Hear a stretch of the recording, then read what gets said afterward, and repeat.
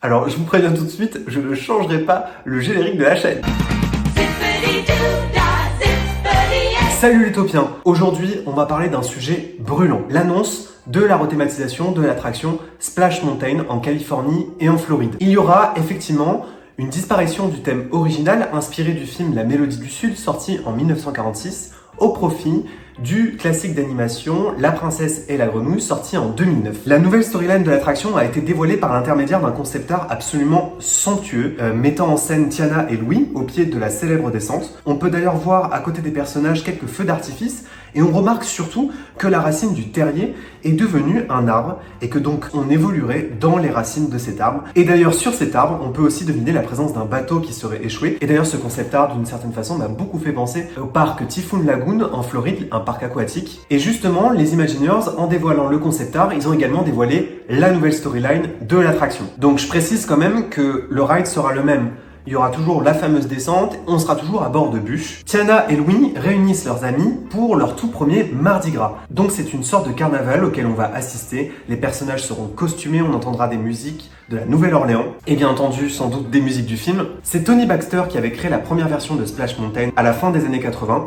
Et pour rassurer les fans, Disney a annoncé qu'il serait à nouveau appliqué d'un point de vue créatif pour la rethématisation de l'attraction. Pour rappel, il existe 3 Splash Mountain dans le monde. Celui de Tokyo Disneyland va conserver son thème original. Et donc si vous souhaitez faire la version originale de l'attraction, sachez qu'elle sera disponible au moment de la réouverture des parcs californiens et de Floride. Mais vous pouvez aussi du coup aller à Tokyo. L'annonce de cette rethématisation a fait le tour du monde en moins de 10 minutes. Ça dépasse largement l'univers de la sphère Disney, des fans et des amateurs de parcs d'attractions. Beaucoup pensent que cette rethématisation est liée au lancement d'une pétition il y a quelques semaines, une pétition de fans Disney et de militants qui souhaitaient voir disparaître l'attraction Splash Mountain car jugée raciste. Tout ça en fait sur fond de crise sociale aux États-Unis suite aux récentes violences policières et à la mort de George Floyd. Vous le savez, je l'ai dit dans d'autres vidéos, je suis énormément à l'actualité, les conflits sociaux, la politique. Mais au-delà de ça, les univers de Splash Mountain et de La Princesse et la Grenouille, c'est 2 univers qui ont vraiment aussi façonné l'ambiance de ma chaîne. Je pense que pour ceux qui me suivent assez régulièrement, notamment pour ceux qui ont visionné tous mes vlogs en Californie, vous comprenez à quel point ces 2 univers me parlent et à quel point ils ont structuré un peu aussi l'environnement de la chaîne. Donc, parlons-en, je vais vous donner mon avis sur plein d'aspects de cette polémique. Un point positif quand même à noter, c'est la première fois finalement qu'on prend aussi violemment une attraction à partie. Et ce qui me frappe ici, c'est qu'elle est jugée comme une œuvre cinématographique. C'est déjà l'aveu finalement que l'Imagineering est enfin devenu un art et que les attractions Disney sont des œuvres cinématographiques à part entière et en 3 dimensions. Alors, première question, pourquoi les Imagineers annoncent maintenant une rethématisation de cette attraction? Les gens qui travaillent sur cette rethématisation disent que ça fait au moins 1 an qu'ils travaillent dessus.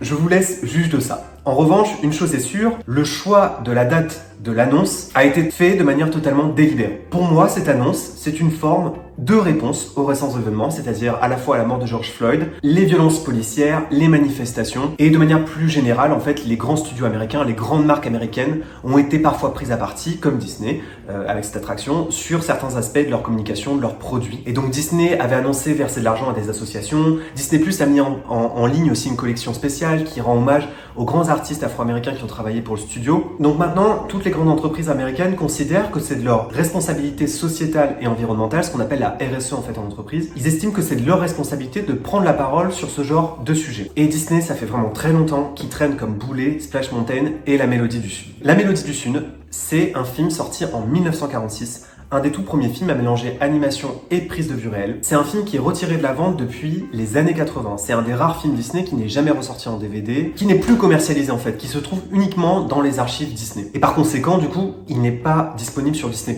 Il a été volontairement censuré par l'entreprise. Ce que je vous conseille, c'est de regarder la vidéo de Antonin Gardin. Une vidéo qui, à ce jour, reste à mes yeux la meilleure vidéo Disney francophone. Et même si je partage pas forcément toutes ses opinions au sujet du film, il a fait une rétrospective absolument incroyable, avec une passion qu'on devine évidemment à la seconde où on démarre la vidéo. Néanmoins, pour comprendre mon avis sur Splash Mountain, je dois vous expliquer en quelques mots ce que je pense rapidement du film. Moi, j'ai d'abord découvert Splash Mountain par l'intermédiaire de sa musique dans les parcs Disney. Encore aujourd'hui, Disneyland Paris utilise cette musique par exemple dans sa parade tous les jours. Ensuite, j'ai découvert l'attraction en 2018 en Floride. Puis, j'ai visionné le film l'année dernière avant de me rendre en Californie où cette fois-ci j'ai fait la version californienne de l'attraction, c'est-à-dire la toute première version. Je n'ai aucune attache sentimentale au film. Et finalement, en regardant le film, mon opinion elle est assez simple, c'est que le film est clairement obsolète d'un point de vue culturel.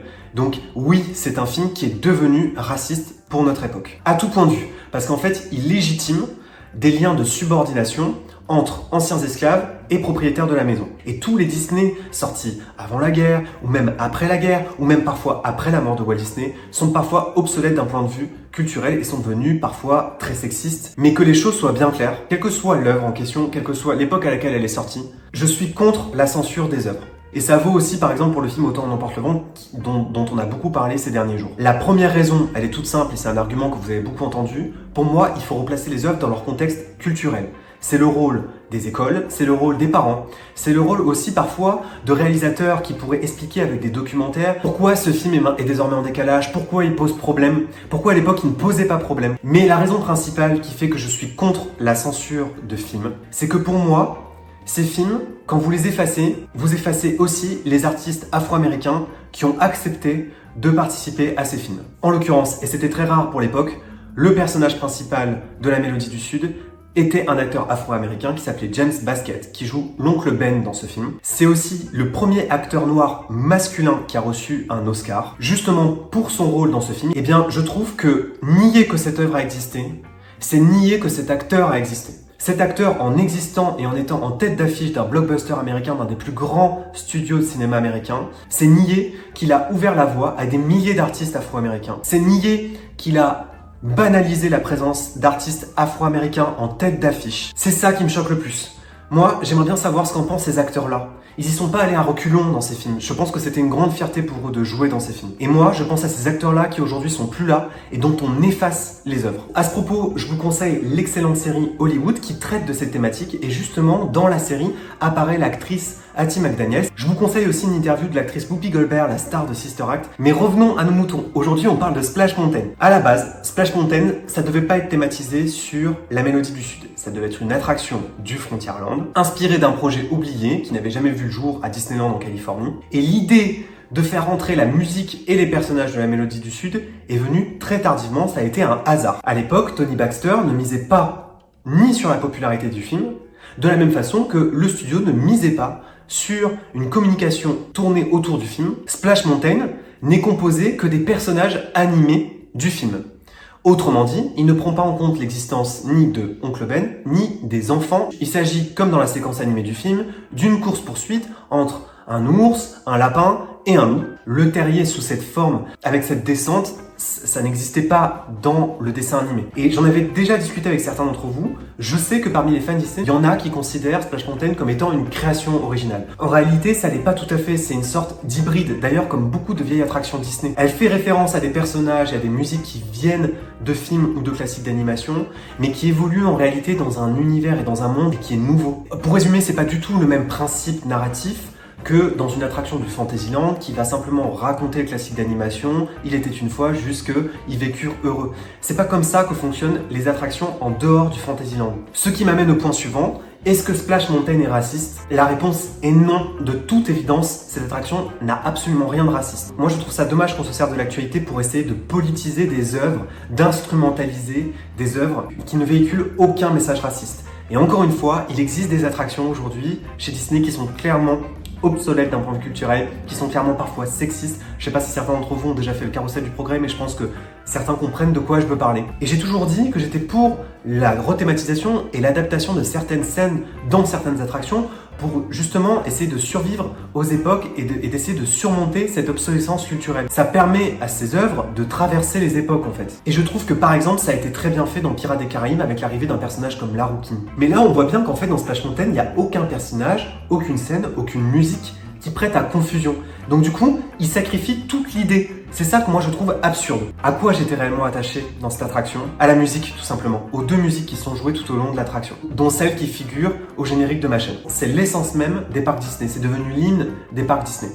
Et j'espère qu'avec cette rethématisation, qu'on aura peut-être même la chance de l'entendre dans l'attraction, chantée par Louis, je sais pas, peut-être à la trompette. Cette musique pour moi, c'était le Un jour mon prince viendra, mais des parcs Disney. C'était autant culte. Ça m'évoque un certain optimisme, une certaine mélancolie. C'est une musique qui a été jouée dans le monde entier. Si c'est la fin de cette musique, c'est la fin de cette ambiance si particulière qui résonnait toute la journée dans les parcs Disney. Ce qui m'amène au point suivant. S'ils conservent cette musique dans la future thématisation de l'attraction, à ce moment-là, je suis prêt à reconnaître que c'est peut-être une bonne idée de la remplacer par La Princesse et la Grenouille.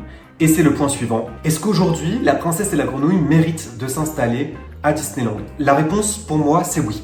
Pour deux raisons. D'abord, je suis pas anti-franchise. Il faut arrêter de dire que les franchises détruisent les parcs Disney. Alors certes, il y a des rethématisations et des arrivées de franchises qui ont clairement loupé. Moi, par exemple, j'ai fait Mission Breakout en Californie, j'ai trouvé ça pas ouf.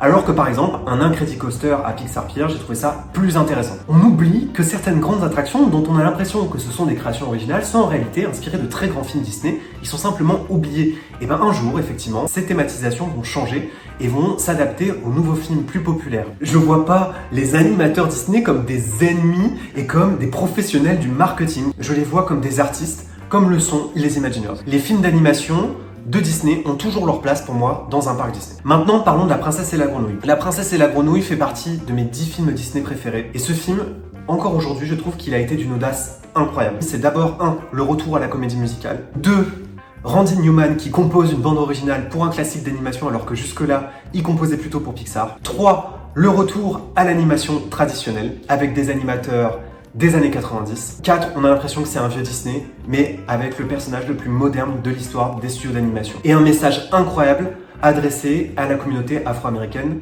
Et je trouve que là, c'était une prise de position à la fois courageuse, qui avait un sens incroyable et qui a signé le nouvel âge d'or de l'animation chez Disney. Donc, il est clairement impossible que l'attraction soit nulle. C'est quasiment sûr en fait qu'avec un film comme ça, l'attraction sera forcément géniale, peut-être même mieux en fait. Je suis sûr que ça va être un carton absolu et évidemment que ça a attisé ma curiosité. Donc c'est marrant de voir quand même cette ambivalence dans le mélange des sentiments au moment de cette annonce. De manière plus générale, pour avoir visité le parc californien, je pense aussi que l'arrivée de Tiana dans une attraction, ça a un sens incroyable aussi, particulièrement à Disneyland en Californie. C'est dans ce parc-là qu'il y a le land New Orleans Square, ouvert par Walt de son vivant, il me semble d'ailleurs que c'est le dernier land que Walt a ouvert, et qui se marie parfaitement avec le reste de Frontierland et qui vient pas casser les différents univers. Et donc aujourd'hui, si vous regardez attentivement la carte de Disneyland en Californie, vous voyez qu'avec l'arrivée de Splash Mountain, on aura une extension du New Orleans Square qui comprend déjà Haunted Mansion et Pirates des Caraïbes. Donc peut-être qu'il faudra déplacer ou modifier l'entrée de Splash Mountain et peut-être qu'il faudra un peu mieux isoler Critter Country, mais en tout cas Splash Mountain est à la bonne place pour venir compléter New Orleans Square. Et puis de manière plus générale, et vous l'avez vu encore une fois dans mes vlogs, Tiana, c'est pratiquement le personnage principal de Disneyland en Californie. De la même façon que chez nous, c'est Aurore, à une époque, il y avait beaucoup de réponses aussi qui étaient mises en avant. C'est devenu la princesse de ce parc Disney. Elle est présente toute la journée en photolocation, pratiquement jusqu'à la fermeture du parc. Elle monte aussi à bord du Mark Twain et fait le tour de Riders of America au moins 5 ou 6 fois par jour. Donc vous la voyez à bord de son bateau, elle vous fait coucou. Elle apparaît aussi dans le final du spectacle Mickey et The Magical Map, sur un bateau avec une musique de dingue, chantée en live.